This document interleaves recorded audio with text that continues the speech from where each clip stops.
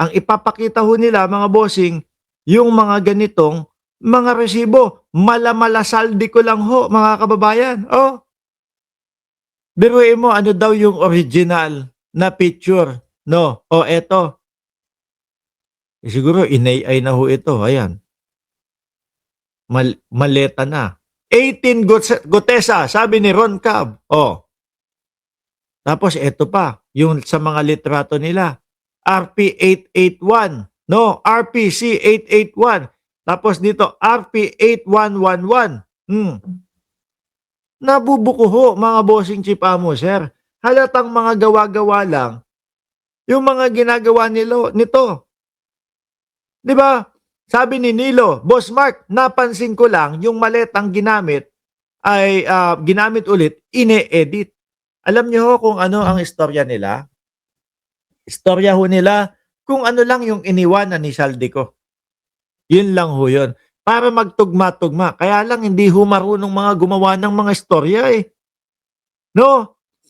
At tingin ko din ho, mga kababayan, dinidiscredit po nila si dating Senador Trillanes, no? Para po sa dating Pangulong Duterte, kesyo nakatanggap ng ilang bilyon. Kaya ano po ang sabi ng dating senador? Kakasuhan po sila. Kasama si Jason sa. No?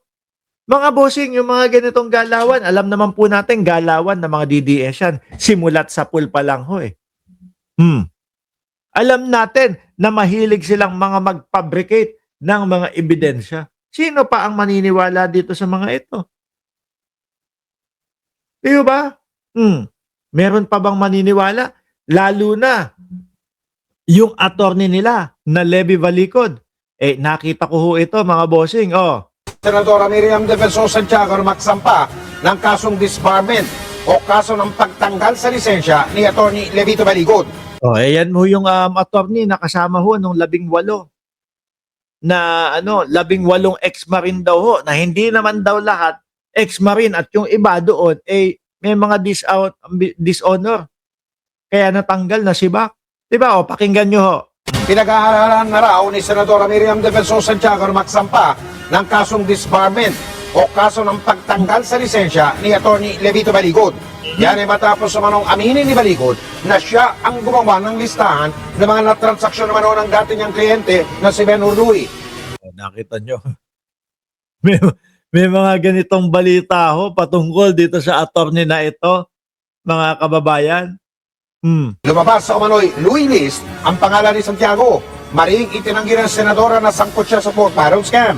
Una namang sinabi ng kasalukuyang abogado ni Louis na si Atty. Raji Mendoza na hindi sa kanyang kliyente nagmula ang listahan na yun. Itinanggi naman ni Baligod na kasama sa listahan niya si Santiago.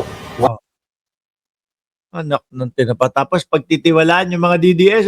Nako, bakit hindi natin pinag-uusapan yung 18 Marines? Actually, gustong-gusto ho namin pag-usapan. Bakit? Dahil madaming butas. At kitang-kita ng mamamayang Pilipino kung paano lang mga nanggogoyo itong mga ito. Paranin daw siyang isinapublikong listahan ng mga sangkot sa scam.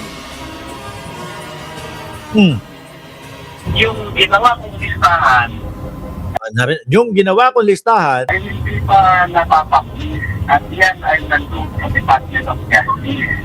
Yung sinabit ko na parang letter complaint sa Department of Justice ay wala akong maalala na pangalan po niya doon. sabi ni Madam Chris Rose, hilig nilang gumawa ng drama. Kasi wala na ho silang ibang pambala. Ubus na ho, mga kababayan. Sa tagal nilang sinisiraan si Pangulong Bongbong Marcos, wala nang mga maisip ho. No? Eto pa, may isa pa akong papakita sa inyo. Si Baligod ho din to. Baligod din ho, mga kababayan. Tingnan nyo ho, no?